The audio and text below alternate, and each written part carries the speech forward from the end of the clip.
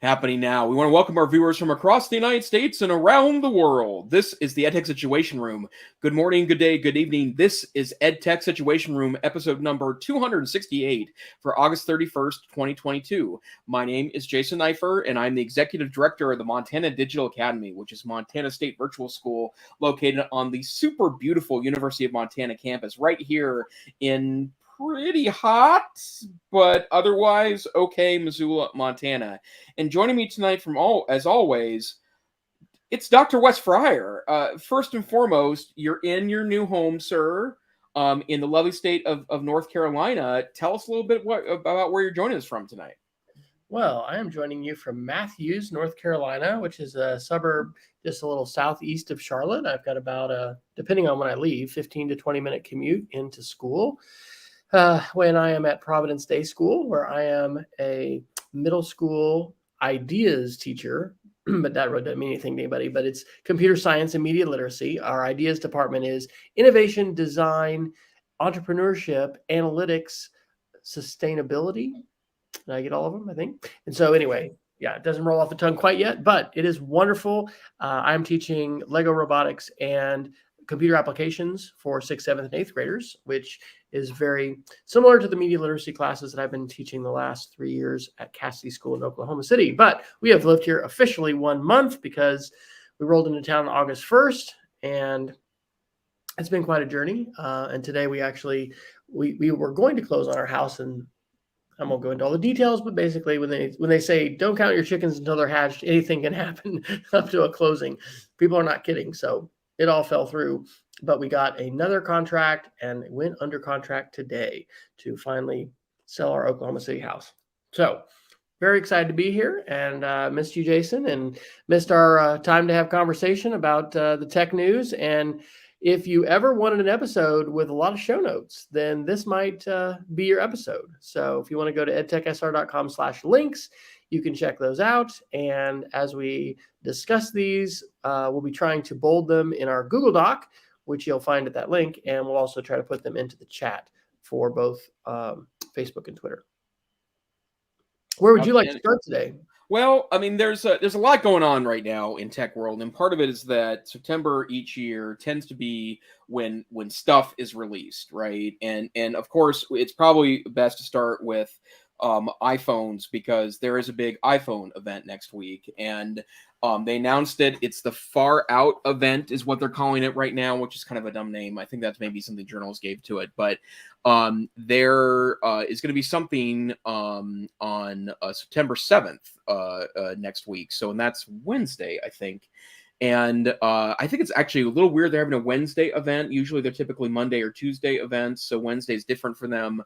But we're not really into that big of inside tech baseball here on the Situation Room. But just a couple thoughts here. First and foremost, there are some estimates on what might be released. And before I jump into them, Wes, where are you at right now in iPhone land? Are you in any way tempted by potential new phones? Oh, yes, I definitely am. What am I? I don't even know what I'm on. I'm on an old phone. I'm on my daughter's phone. So I think I had an XR, and I'm on, I don't know. My brain actually is not fully functioning. So at some point I may just like gesture to you and like be like, you talk. No, I'm not going to be that bad. But I'm going to have to look up what kind of phone I have. But it's a 64 gig phone, and it's an older phone, and I would absolutely love to get a new one. And as we've talked about, sometimes it's great when the new ones come out because, 1 or 2 generations back, get a little bit cheaper, and they're awesome when you're like 4 generations back, which I think I kind of am right now. So I'm totally into this. So the reason why I mention this is because, I mean, and I have a decision to make too. I don't really intend on updating phones this year, and this is not like personal technology therapy podcast where I want to talk about all my personal use. But I'm a relatively new user to the iPhone world. My last iPhone was an iPhone XS, which I picked up used, coming back off of Android. And then previous to that, the last iPhone I used was an iPhone 4. So it's been a while since I've been in iPhone land, and I've kind of gone all back in on Apple. So not only am I using an iPhone 13 Pro, and I've got a 5th generation iPad Air. And then I'm utilizing a Mac Mini at home, and that was super great. I think these are all opportunities for me. It's been an opportunity to upgrade in the last 18 months, and I like it. I'm back in Apple world, but I think it's harder and harder. Even I think for the technologists in all of us, right, the super techies in all of us, to find new and interesting things um, um, to get excited about with new generations of phones. So there's a pretty decent article from The Verge on, well, it was updated today. It was originally from a week or so ago, and there are some guesses here based on rumors. So the first one is that the iPhone 14 Pro and Pro Max get major upgrades. There will be a new iPhone 14, according to a lot of leakers and prognosticators in the world. And there is a couple of things that are expected to be part of this process. The first one is an always-on display. For those that buy decent middle or higher range Android phones will know what that is. But basically, an always-on display is something that shows, instead of the display going completely off, which is, my phone is not, there we go, that's completely off, that it would have something on the screen during its off times. And usually it's like the time, or sometimes it can be an info screen. I've seen some cool hacks with Android phones that put like little data dashboards on there, so that there's a minimalistic powered display when the phone is not otherwise turned on. So that's one thing. A 48 megapixel camera with a larger sensor. And the reason why that's interesting, 48? Well, 48. And I've heard a lot of coverage on this. Everyone had that same reaction, Dr. Fryer. Like, what is Apple doing? Because Apple's been pretty famous for, they don't advertise a lot of megapixels. They just squeeze every bit of juice out of the megapixels they use. And to be fair, a lot of the high megapixel sensors they're talking about, I mean, they may have that many megapixels, but the camera quality is usually pretty low, and the software matters as much as the hardware in image processing.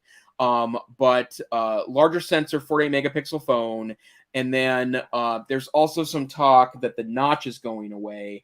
And I'll admit, I don't like the notch, but I don't stay up nights worrying about the notch, right? So it's not, I can't say I'm in love with the concept, but it's not like it's detracted for me. And who is in love with the notch? Well, that's true. I don't know anyone that loves the notch, right? And now it's they're getting rid of the notch, but there are cutouts instead, and there's a little round cutout, and then there's a pill-shaped cutout.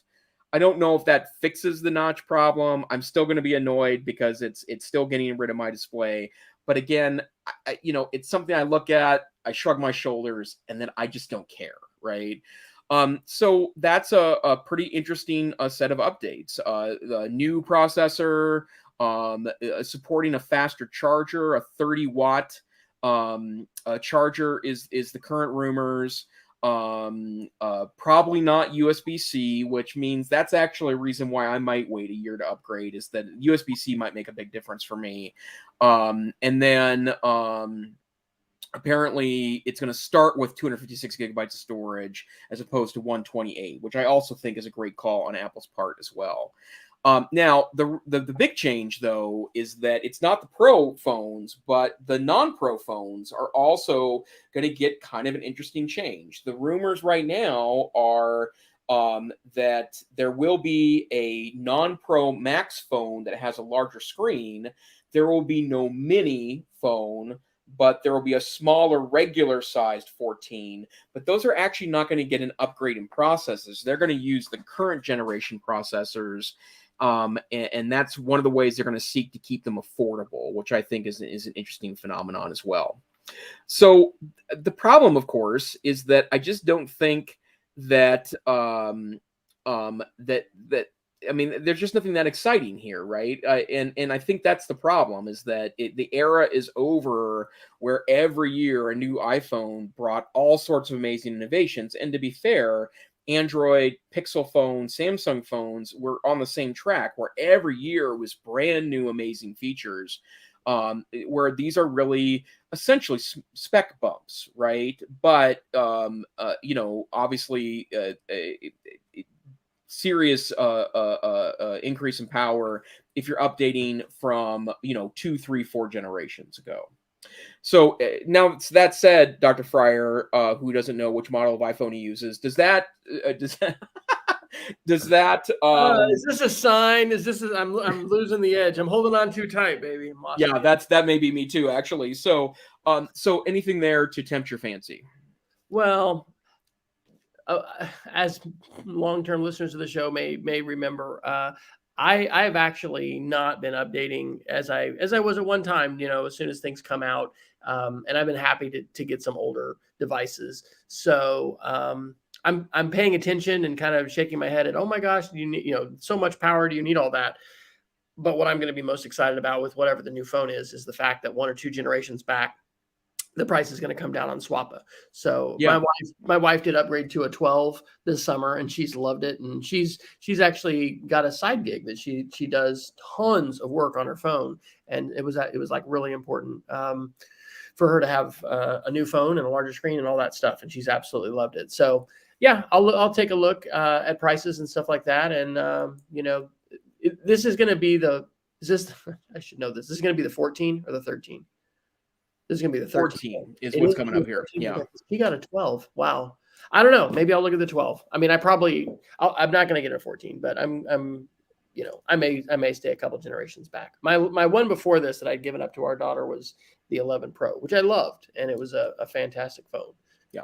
And that lens, and just, I mean, her senior year, I used it a ton, like at volleyball, to zoom in and take pictures and video, and it's phenomenal. So, and I'm continuing to love, shooting video and editing on my phone. And so what I really need is to go beyond 64 gigs. And so that's, anyway, it's going to be good, but yeah, I just think it's kind of that season again, but it doesn't sound like there's anything that's really earth shattering. Yeah, totally. But that's the problem, right? And in fact, I think you articulate what it looks like, especially, if you don't have carrier subsidies available, and, if you want to pay for premium priced cell service, you can get some pretty decent carrier subsidies. In fact, when I upgraded this phone, or when I upgraded from an XS last year to my 13 Pro, I basically got it for free. Or not, that's not entirely true. I picked it up for about $400 when the retail price is around $1,200, and that's with trade-in and other pieces. And that's a pretty good deal, and you can tweak that, especially if you're in a position where you need premium cell service. Make sure that you're thinking about carrier subsidies and how you can make deals there. But otherwise, I think your strategy, Wes, is pretty smart. That if you can figure out a way to source good used phones, right? And I think Swappa is a wonderful opportunity there for that. I think it'd really make a pretty huge difference. So a couple other quick updates here. They're expected. There is the new watches are expected to be released next week, including a Series 8 watch, an SE watch, and then I've heard a lot of information about a potential Pro model. And Mark Gurman at Bloomberg has been reporting this idea of a larger screen, and then some kind of fancier glass on it that's a little more industrial, but the cost is expensive, $900 to $1,000 for the Pro watch. I'm currently in a Generation 6 watch, which I love a lot. The one thing I am noticing, though, is that this is struggling to get 24 hours of usage time. And I wear my watch 24 hours a day. I love the sleep sensors that are on here. I love the heart sensor and the breathing sensors that are on the phone. And so that makes a bit of difference to me. And then there's also rumors of the next generation of AirPod Pros. And I'll be curious to see what direction they're going in there. I love my AirPods. It was a birthday gift last year for my wife. And they're not 100%, but they're 95% great, and that beats any other audio solution I've had there. And then of course iOS 16, watchOS 9, and then iPad OS 16 will be released next week as well. There is nothing really like Apple, maybe in terms of just all the spheres. I mean, I guess if Amazon was going to do some kind of an update and talk about, their web platform and then the retail, but I don't even know if Amazon is, I don't know. It's interesting. Apple's got all these different ecosystems, and sometimes they'll split their events to, give more focus to certain ones. But I'll be excited. And we've said this time and time again, and our 2 live viewers may be sick of hearing me say it, but watching the Apple keynotes is such a wonderful thing from a digital storytelling, communication, media standpoint. And I will probably, as I have the last couple of years with my students, at least, the opening scene, and this is true of Google I/O too, right? It's a really cool splash that they make with video and animation and whatever. So that'll be something to watch. But I'll probably watch the whole thing to get updated, on everything. Awesome. All right. Well, and then a couple other quick Mac articles I think are super interesting. These two go together. Apple has released a self-repair program for M1 MacBooks, and this is actually a follow-up of a discussion we had earlier this year that the good people at Apple had released a kind of a phone repair kit. You could source parts directly from Apple, and you could actually rent from them equipment. But as most people noted, it was ridiculously complex to fix your own phone. You could do it, but the instructions were pretty extensive, and the equipment itself was, like heavy, really. It's the stuff apparently they were shipping to Apple repair techs at Apple stores, right? It was the super pro stuff. And if you've ever watched someone in an independent shop fix a phone, they're not using the super pro stuff, right? They usually hack together some parts, and Apple have been kind of moving against that. But there had been some compliments to a couple of the or to them releasing this, because you can now source parts directly from Apple, and that's pretty impressive. But there was an article a couple days later from kind of the Greek god of self-repair, iFixit.com, that their argument is that releasing this information and these tools actually makes Apple stuff less repairable. And their argument is it takes a little bit of mental gymnastics, but basically they're saying that it's so wildly complex to do it that yes, it's repairable, but if it takes, well, in this case, it's 162 pages of manual to replace the Mac battery, right? And the reason why that's ridiculous is because Apple is the first to admit, and it's true, this is not Apple saying anything controversial, the battery naturally degrades over time. That's the way batteries work. And if you are a power user, and even if you utilize best practices for battery charging, you only charge it up to 80%, you don't leave it on the charger for very long, you're doing good stuff there, that doesn't mean that your battery won't degrade at some point. And so, why did they do this, Jason? Because this is mysterious to me. Because Apple's never really wanted users to crack open their devices. That this was like a fundamental disagreement between Steve Wozniak and Steve Jobs going back forever.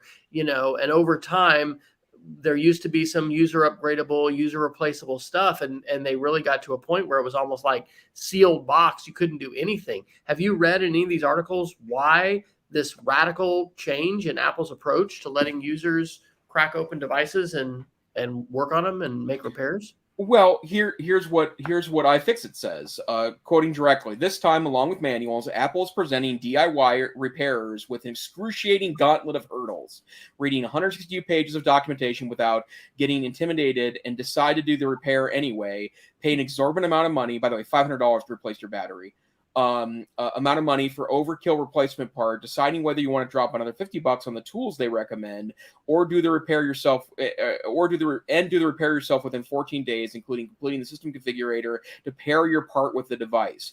which makes us wonder, does Apple even want better repairability? And I think that, Wes, what you were talking about earlier, they never really wanted user repairable parts in the first place. So the answer is no, right? They don't really want it. Here's a theory. And if anybody in our cast of thousands of listeners or whoever's out there, maybe they're preempting some of this stuff we've talked about with John Deere and these right to repair cases that are happening, right? Because there are, lawsuits, and EFF and other groups have been pushing companies to say, hey, people buy this stuff, they should be able to repair it. Companies, you shouldn't use your, patent, trademark, whatever IP law that is. It's not copyright, but I think it's just patent law. They shouldn't be allowed to use that to basically tie the hands of owners. I think we had our show, 2 weeks ago? We were both in Airbnbs. I think that, that was the one we talked about, this John Deere case where Black Hat, there's a guy who learned to hack Linux and, install games, but also just, do stuff. But it's, illegal according to John Deere. So that would be my theory. That's the only thing I can think of, is that Apple might be preempting that sort of right to repair legislation by saying, oh no, we're letting people do it. But it's almost like you'll need to go to Oxford and go ahead and do a dissertation and, study for years and years. And basically they're setting the bar so high that it's ridiculous. I mean, Jason and I have probably installed our share of RAM and, cracked open boxes and installed Linux and done various and sundry geeky things, but this sounds obscene. And I think that is a very reasonable explanation to say they're technically allowing folks to repair, but in reality, you're not going to want to mess with it. Nope. I think that's absolutely correct. So, something to keep an eye on. And I keep thinking about the lowly tech director sitting in a medium or small size school that's trying to do their own repairs as opposed to sending them out. And I mean, my repairers ended with the MacBook Airs, right? Once those became a little harder to even get into, and I've even got a pretty nice, I'm trying to see if I have it here. Yeah, I've got I have my tech, I have a, nerdy guys, they don't have tool bags for their house tools. Nerdy guys have tool bags for their tech tools. So this is my tech repair kit bag here. But I have the wonderful iFixit repair kit that has all of the specialized pentalobe screwdriver bits and all the other technical bits on it. But I'm terrified to open up a MacBook Air. Those things are.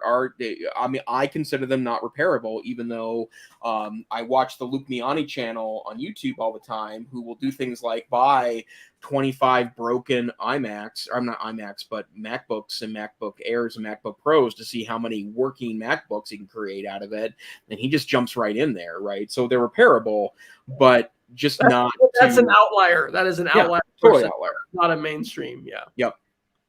Definitely. So that's something to keep in mind. So, okay, we've now spent 25 minutes on Apple, so we should move on to other stuff. Well, we have a ton of links, and I did actually just drop a new one in. I want to go down to. I put it under privacy. Jason, have you heard of Bossware? Bossware? Actually, no. Okay, so I was just trying to find the podcast, and it probably was the Daily or Today Explained or something. But this article reminds me of it. So this is an academic. This is in context. NPR, August 26th. Scanning students' rooms during remote tests is unconstitutional. Judges rule. A federal judge sided with a student at Cleveland State University in Ohio who alleged that a room scan taken before his online test as a proctoring measure was unconstitutional. He sued his university, alleging that it violated his Fourth Amendment rights, protecting citizens against unreasonable searches and seizures. Cleveland State argued that room scans are not searches because they're limited in scope. And the U.S. District Court Judge J. Philip Calabrese on Monday decided in Ogilvy's favor, room scans are unconstitutional. And it goes on to talk about how privacy advocates are lauding the rule, the definition of search is in question.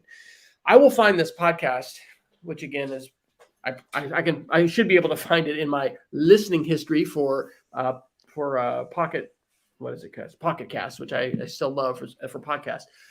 Bossware, the amount of power given to IT departments and to organizational CEOs, superintendents, heads of school, whoever's in charge of the organization in today's technology landscape is absolutely incredible. The podcast I was listening to was talking about it was like labor rights and how like so many people now during the pandemic and afterwards are able to work at home, but like if their mouse doesn't move, they are actually docked in pay. And these surveillance programs are trying to make sure people, I mean, in some cases in this business surprise, people are working 2 jobs and people are saying they're on the clock when they're really not, working, but it's actually quite oppressive. And, if you have to do something like read a long document, like you're not moving your mouse like you would normally if you're, facing, doing productivity or something like that. Anyway, I will find that and try to put that in for next week. But this article I think is very positive.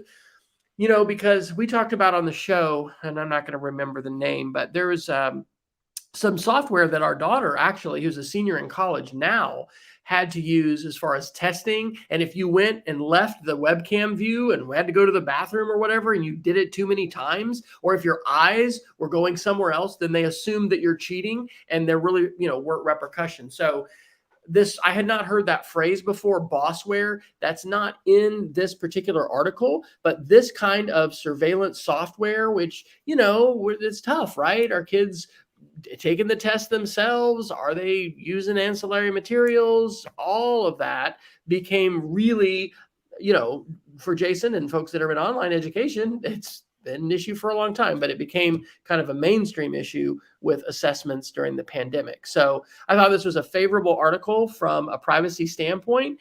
I think that there should be some limits on what schools as well as CEOs and bosses are able to do with devices. And we've talked about this before, just like the general arc of technology is to give much more surveillance power to authorities. And before the show, Jason and I were talking, I'll share my own, like, I'm a teacher at my school. I'm not the former technology director. My school, and this is not a dig. I'm simply bringing the news. But all the teachers at our school are not admins on their account, right? So anyway, it's a bit of cognitive dissonance for me to have gone from tech director to, every password in the school, to here, you can't install this software program. I can understand it, but there should be some kind of limit. And what my school is doing is not intrusive in this bossware context at all. But anyway, I think that's interesting. You have any thoughts about that, Dr. Neiffer? Yeah, well, I mean, there was an NPR story on this morning as well, specific to your issue in regards to bossware, and one of the ways that they approached it, which I thought was super interesting, was about this notion that white collar jobs are now being subjected to the same like measurement techniques that more labor driven jobs have been for a long time, and they're not liking it, which to be very frank, is probably a good sign, right? Like that's something that says that maybe they're doing something right here. But the thing that I keep thinking about in this bigger context is that there has to be a middle ground here. I don't exactly know what it is, but when you use technology, there's a lot of data that's driven by that, right? Like that's something that, I think we need to be super conscious of, and also understand that with that great power comes great responsibility. And I run a distance learning program, right? We're in our 13th year. We've served tens of thousands of students across the state, right? So we have a little bit of experience at this, and it's very jarring for some people to realize, for better or for worse, that you're of course you're tracked, right? Like, of course there's a log somewhere that says when you logged in and what you did and what you clicked on, because there's logs for that everywhere, every website you use, every tool you use. usually has a logging capability to it, and someone can reconstruct what you're doing later. And if you really need to see Some of what you're doing. I mean, there's a window into what you're doing. yes, well, it depends, right? Well, it does depend actually, because there are some that um, are more aggressive than others to make that happen. And it can be very valuable, right? Like it can be valuable in reconstructing problems. It can be valuable to weigh engagement. I'm not saying it's right all the time. I'm just saying that content, that piece is available, but we have to decide as a culture, as a society, as a workforce, as an educational field, what data should be used for what reasons. And I'm not sure if it's code of ethics necessarily, although technology ethics I think plays into it. But I think we have to be very thoughtful about how we go about this process. And I don't have any good answers for this yet, or a firm way that I would like to see this. But I think we do have to be very thoughtful about this, that there's something here that we need to be extra aware of, and really make this a good discussion that happens with students involved. Yeah, absolutely. Thank you for reminding me it was NPR, because I used to all the time say, "Hey, G, what's the news?" And I had my lineup, and then somehow they stopped doing that, and I get weird like older news when I do. But anyway, that is where I think I heard it was from my Google Smart Speaker, and it was the NPR. So I dropped the link in, I put it in the show notes. Great story. It really is, and it's from the 24th of. The 24th of August, and it is titled, I just lost my link, Workplace Surveillance, How Your Boss is Spying on You. As you mentioned, one of the things that the article brings up is that some more, quote, white collar workers were becoming aware of this, but this kind of thing had been happening for quite a while for other workers. The article says in some cases, workers said that they like it because it seemed to be more egalitarian in terms of like, are you doing the work? Are you at your computer? And some kinds of jobs, some kinds of tasks are going to lend themselves a little bit more to, the movement of the mouse. The art, if this is the same one that I listened to, and I think it is, the person was, reading long legal documents and doing other things that didn't involve always, messing with the mouse. And so the software was literally docking her salary. And that's how she looked into it. She's like, wait a minute, what's going on? And they were like, well, you only worked, 4.5 hours, yesterday. And it's like, what? And it was because, her salary was based off of mouse movement and that kind of tracking. I think privacy is a real key here. Do we have a right to privacy? Is privacy perhaps a transcendent right that might be like a universal human right, not something that's just, in the United States Constitution or, happens to be respected by a state constitution? I think this is a fascinating area that we need more work and advocacy done. We really don't have a lot of consensus on, and things move so quickly that it's really difficult, for regulation and for lawmakers and folks to keep up. But I definitely think that there should be some boundaries to it. And I think that my other thought is, Google, when they came out with Google Classroom, was really clear. This is not a, quote, learning management system. Back in the day, this was like 2001 to 2006, when I was at Texas Tech as the director of distance learning, we were really in the early days of helping all faculty get on with WebCT, which was the Canvas or LMS or Moodle or whatever of the time. And one of the things even back then, and I know this is true now, you have very granular detail about what students have done or what they haven't done, and it can be exceptionally helpful. Oh, look, you've never opened up chapter 5 and looked at that module. Oh, look, you spent a total of, 15 minutes last week, interacting with our course. That kind of stuff you do not have on Google Classroom. And I don't think Google Classroom is going to go there. But those kinds of tools can be useful. And I don't think that that kind of thing is a scary big brotherish.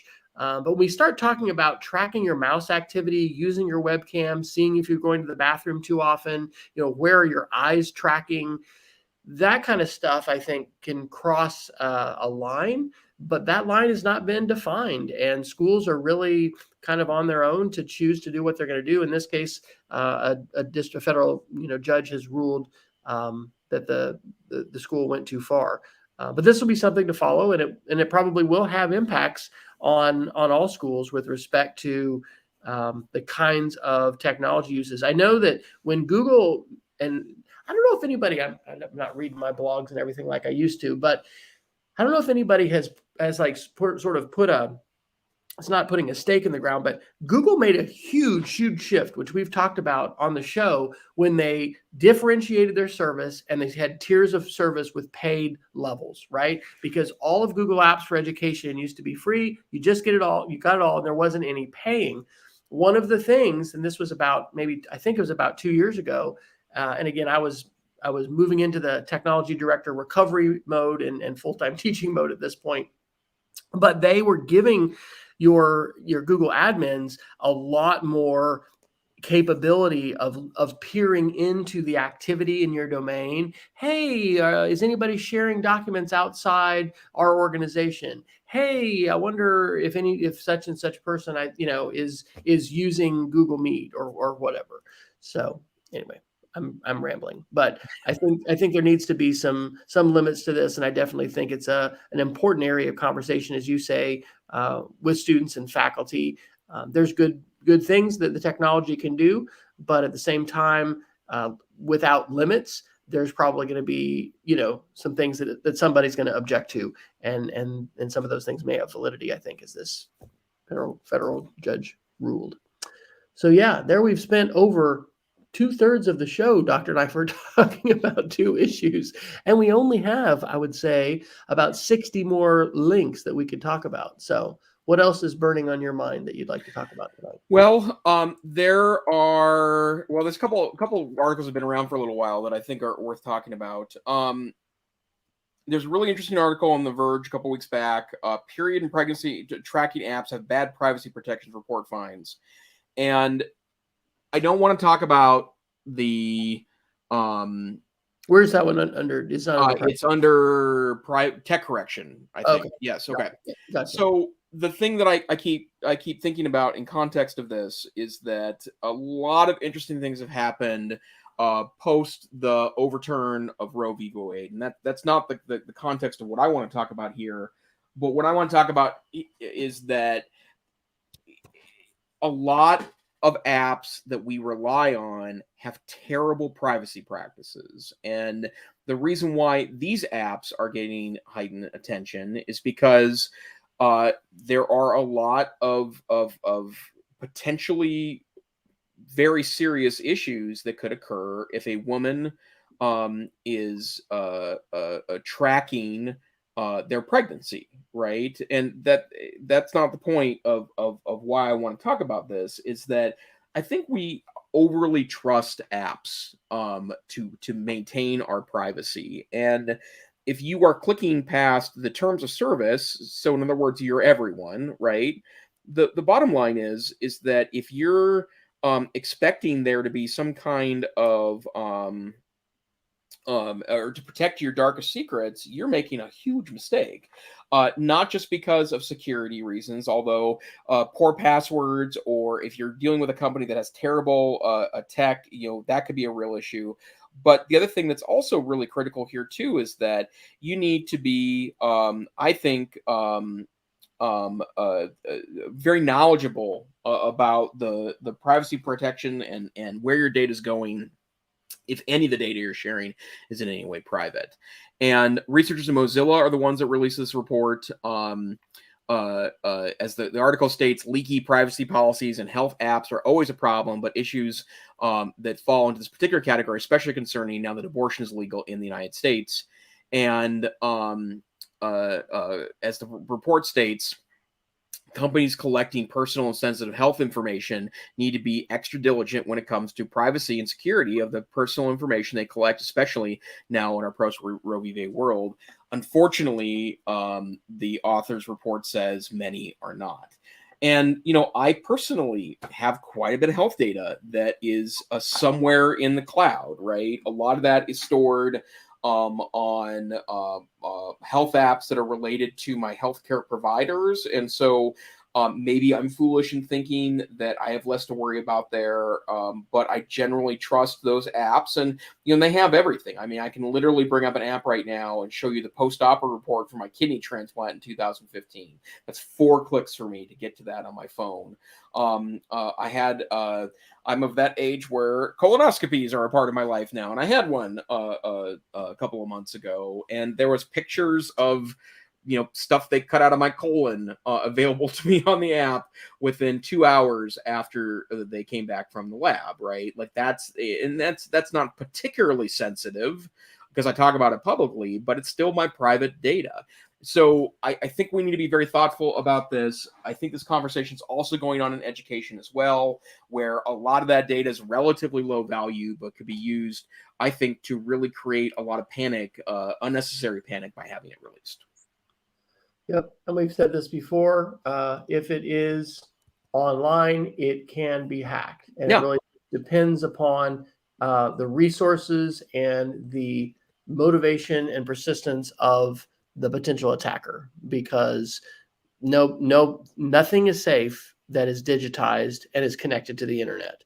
If it's completely air gapped or analog, different story. But the Chinese a number of years ago supposedly hacked the entire database of all classified background checks, for everybody in the United States military and government. I mean, that's every secret that anybody has in those branches. So anyway, on that note, I think I just dropped this one in. This is, wow, quite an article. And well, that's a crazy link and it's not going to work. That's going to cut the link off, I think. Well, maybe it actually worked. New York Times article shared on Twit on This Week in Tech, which I listen to periodically. The headline here is, a dad took photos of his naked toddler for the doctor. Google flagged him as a criminal. So this was New York Times on August 21st. The short story of this is, well, number one, if you have young toddlers or, whether your children or grandchildren, don't take any pictures of them naked if your phone syncs up to any of the Google, a Google service or any other kind of photo sharing service, Apple or anything. Because even though this was a dad who, and I can't kind of believe this happened, but the doctor, there was some kind of a medical condition. The doctor said, send us a picture. He took a picture, he sent it to him, but his phone was backed up automatically to the Google Cloud. He even had, it was reported to police. Police investigated. The local police ruled, no, this wasn't a case of child pornography. This is the child's father, and it involved medical and whatever. And so they, dropped charges, and he's off the hook. Even in receiving that, Google said, no, he's done. He lost all of his email. He lost all of his photos. He lost all of his Google data. He lost his phone number, which he was using Google Fire or whatever for. I mean, he just lost everything, and there's no recourse. And there's no law that will protect him at this point. And he's not filing a lawsuit because they estimated it would probably cost him about $7,000 to pay a lawyer to file a suit. And he's like, well, it's not worth it to me. So not that this is going to be a situation that's going to affect a lot of people, but it's what has affected my wife and I, which is not having to do with photos at all. It's just data. We just switched schools, and there's a lot of data that I successfully did back up. My wife has still not been able to. We thought we did Google Takeout for her. Apparently we didn't. She's trying to get in touch with our tech department to hopefully they can reactivate her account. We can get it and it'll be fine. But as of now, she has nothing, zero of 5 years of slideshows and documents and things like that she created for her curriculum. And so anyway, that's obviously on us for not doing the Google Takeout and verifying when you're moving 1,000 miles across the country and a lot of stuff's happening. I mean, there's a lot of moving parts. But my point of this is, we need to take responsibility for backing up our own stuff. And I used to be better about that as far as photos and having, my offline hard drives and some of I think I gave up, Jason, 5 computers when I moved. Can you believe that? There was my blue and white Yosemite Mac G3. There was a Mac SE30 and 2 iMacs. Oh my gosh, we just didn't have room to bring them. But anyway, I used to be better about backing stuff up, and I did bring some hard drives.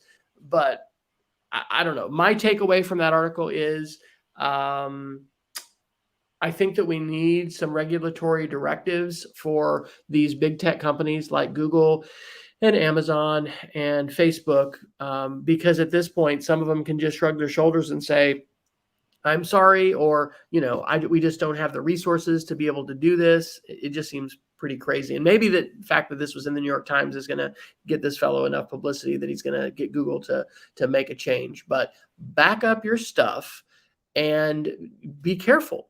I don't know. Those are 2 takeaways. You have any thoughts? You don't have to. We can just go. I have the struggle between, like, of course, Google has some responsibility, really, to help police this, but at the same time, there has to be exceptions to this rule, right? Like, and I think the dad here that is taking photos of his kiddo for medical purposes, right? That seems like an open and shut case here, right? Of it's not a big deal. And if tech companies are going to take on this role of kind of a rule enforcer or law enforcer in chief, that's fine. But they do have to. I mean, there has to be a means to get something overruled. And if the first level doesn't work, there has to be, appeal process available, right? There's a due process thing that you have an expectation of due process, basically, yeah. That's not here.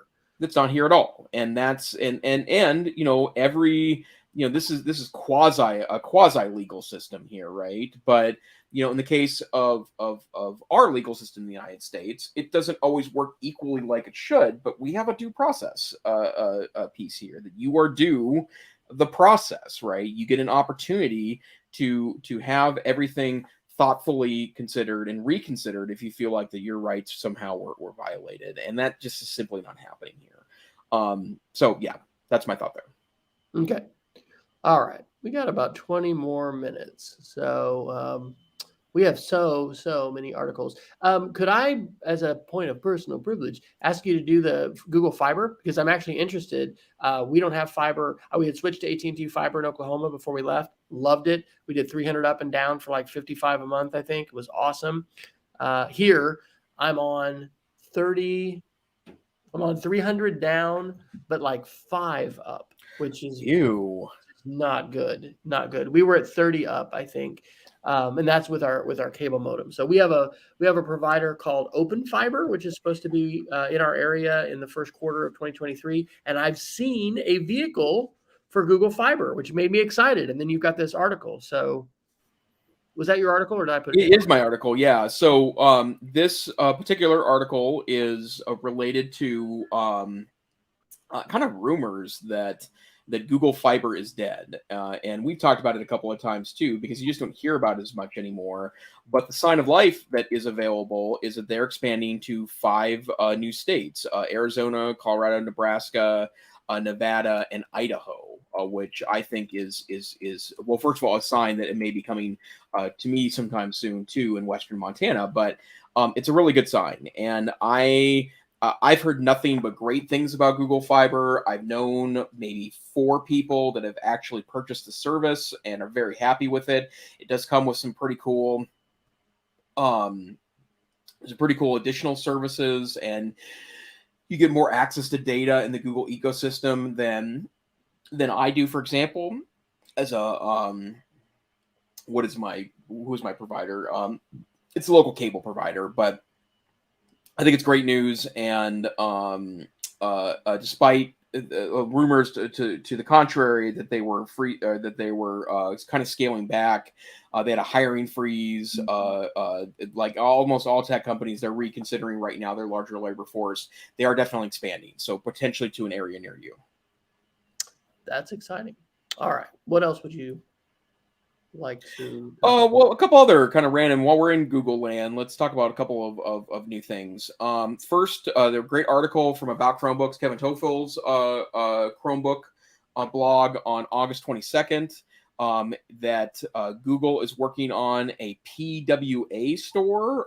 PWA is Progressive Web App, and that's kind of that's kind of the thing that Google seems to be doubling down on Chromebooks. But the idea here is that instead of having apps that you install, whether it's Android apps or you're even installing a Linux-based app on your Chromebook, instead, it basically puts a window around a web-based property that provides you some kind of app architecture.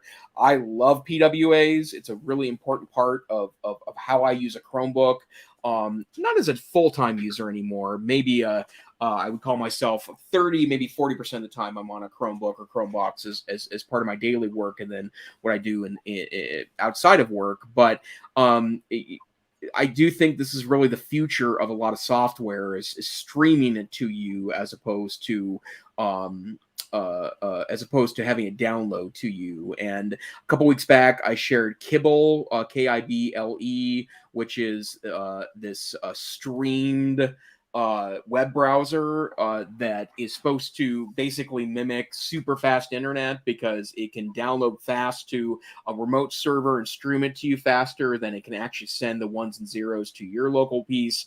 I love that notion because it's a real game changer for low-end hardware, but the way the internet is going is seemingly streaming apps towards you. And I know there's a lot of people that don't like that because they want to buy an app once and not pay for it again. They don't want to pay for a service, or they're not comfortable with where their data is held. But I think it's a pretty great thing that's going on here. And the fact that Chrome is going all in on a store where you can see prominent progressive web apps, I think is a really, really wonderful evolution of the Chrome architecture. Here's an interesting question about that. So, the last 3 years, I guess, 2 years, we've been one-to-one. It was during the pandemic, our school went one-to-one Chromebook. I got some insight as far as different apps and things. One of the issues we ran into, and oddly enough, this was with some sketchnoting apps that we were trying to use.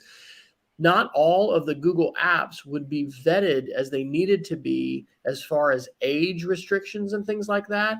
So because we were Google apps, and this happened before last school year, all of our kids who are under 18 got tagged in their account to say this is somebody who's under 18. And I would think it would be 13 and not 18. But anyway, we had some sketchnoting apps that we couldn't use. They would work fine on a consumer Gmail account, but they wouldn't work on a school account. And our IT manager looked into it, and there was not any way for them to supposedly get that approved because these apps weren't vetted age-wise for kids. Well, progressive web apps are different because they're not going through the Google Play Store. They're just a web page that you come up or that you just bring up in your browser. So that's super interesting. I think from an accessibility standpoint, I certainly want our school and every school to follow the law, and I want us to, be doing everything above board. But it was pretty frustrating to not have a way to work through that.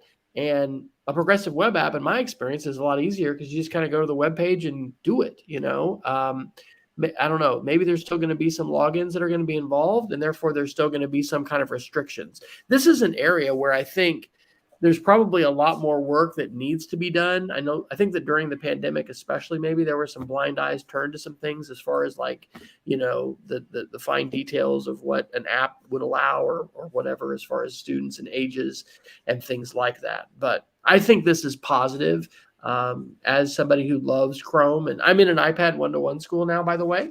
So all of my staff have iPads, which I'm excited about. We're doing our oral history project. We're doing Scratch and robotics in one of my classes, but we're doing oral history and we're using Voice Record Pro, and we were doing that today, and I love it.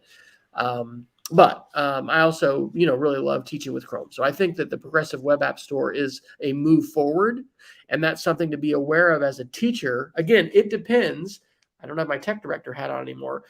We've got to ask for permission many times to do things and to get apps in, the school store, to get them approved, using Jamf as a mobile device management. Your school has a self-service app, whether that's on, laptops or iPads, etc. So if you don't have to do that and it's just a web page that you go to, that can be nice from an accessibility standpoint. But these are hurdles that teachers sometimes have to fend with, and it's one of the reasons it's great to just stay within the traditional Google ecosystem of let's make a doc, let's make a slideshow, let's do a drawing, and let's do a Jamboard now, which is fairly well integrated, not fully integrated into the whole ecosystem. But anyway, I think that's good. Yep, I I could think so be too. I could be a lawyer. I really just ramble too much when I could just say, "Oh, that's great." Well, let's end before we jump into our geek of the week. There's one other story I want to talk about, and this is about connectivity. And last week, this is from a Verge article on August 25th. There was also an exploratory article from Space Explored on August 24th. But these are, well, T-Mobile and SpaceX are getting together to offer a new service that is, it's kind of hard to describe, but basically, when you are outside of cell signals, you're going to be able to, apparently with existing equipment, right? And I won't pretend to understand how this works. Get some basic access to connectivity anywhere that SpaceX has satellites in, right? Which is a pretty impressive amount of pieces for their Starlink product, but basically the idea here is that it's not fast. It's 2 to 4 megabits down, which is like 1998 DSL speed, and it's not universal yet, right? Like right now they're talking about that this is text messaging. This may be, if the area you're in is not very crowded, it could be a very basic video call signal, also email, and there would have to be some special pieces here because it's not actually the internet. It's sending data via your phone to the satellite that then's getting on the internet, right? Is the way I understand it. But for someone like me who does spend a lot of time in rural Montana, it's not an internet solution yet, but it's pretty impressive what they're proposing here. And there's still a lot of vagueness in the proposal. By the way, I didn't mention earlier that the Apple theme about Far Out, they've been using some space imagery. There are some commentators that think that this might be in some way about how iPhone will adopt some technology that allows you to access satellites with your phone on a daily or regular basis. And you can get satellite phones right now, right? There's satellite service available. It's not cheap. We're talking $60, $80 a month for a relatively limited plan. But I think this is a really interesting development, and it's not the answer to the rural internet, what I would even call a crisis in the United States right now. But man, is it an interesting step forward there. So my Starlink story is that our selling realtor here in North Carolina really recommended Starlink. She's on a RV plan, but I guess you say that you're going to permanently mount it, it gets discounted. But she was raving about it because where she's located, she doesn't have really good options, and it's been awesome. So yeah, and then one of those articles you posted, and I dropped both of the links, talks about T-Mobile specifically. I'm reminded of one of my classmates who was deployed to a classified location in Africa for like a year. And, he had a sat phone, and it was this massive thing. And, I don't know how much it cost per minute, but I think it was pretty expensive. It's crazy to think about being able to do that with existing consumer hardware. And this also highlights the importance of space, right? And how space is a critical vector for attack. And we also need to think about what we might do if we don't have, for hopefully a short period of time, that kind of access and stuff, because we're just becoming more and more dependent on it. I know I am driving on different roads all the time with GPS and maps. I mean, we would be absolutely lost in this new area if it wasn't for that. But I think that's exciting as well, and fascinating to see kind of the expanding web of consumer options, that they continue to be available. And I think, hey, rural Montana needs more options when it comes to connectivity. So if this is going to be affordable and be widespread, then that sounds great. Yep, absolutely. Well, Wes, I think we're just a couple minutes away here from being at the top of the hour, or actually at an hour, I should say. What are your geeks of the week, sir? Okay. Well, we haven't gone for a couple weeks, so I'm gonna overshare. Bulk edit Google Calendar events. I'm at a new school. Got different people sending events, and one of the things I've been using since the pandemic is Calendly to allow folks to schedule a meeting with me. Well, if somebody has invited you to an event you've accepted where you're like it's multi-day and it says busy, suddenly Calendly doesn't work because you're completely booked according to that calendar. And that event needs to be made free. That's the use case that I had for this shareware. I actually bought this gentleman a coffee as a developer, and he has a link. I think I tweeted it to you, Jason. I don't know if you'd ever heard of it before, but if you go ahead and use this, where does it say it? There's somewhere that says, support online portal. Shoot, I don't see it. Maybe it's donate. Buy me a coffee with a website called Ko-Fi. It's KO-FI. They don't take any commission at all. They just pass it all on to the developers. So I was like, maybe we should get an EdTech SR Ko-Fi account. But we don't have that set up right now. I'm oversharing. But NASA tried to launch the Artemis rocket on Monday. Our son and his girlfriend are there. In fact, they were at Disney World today because the launch was scrubbed. They made arrangements to be there all week. If it gets to launch Friday, that will be exciting. It's a really big deal. This is an uncrewed mission. That's the link to the NASA Artemis wallpaper because, come on, you got to bling out your Chrome browser at least with a nice Artemis wallpaper. And then the last thing is a podcast recommendation.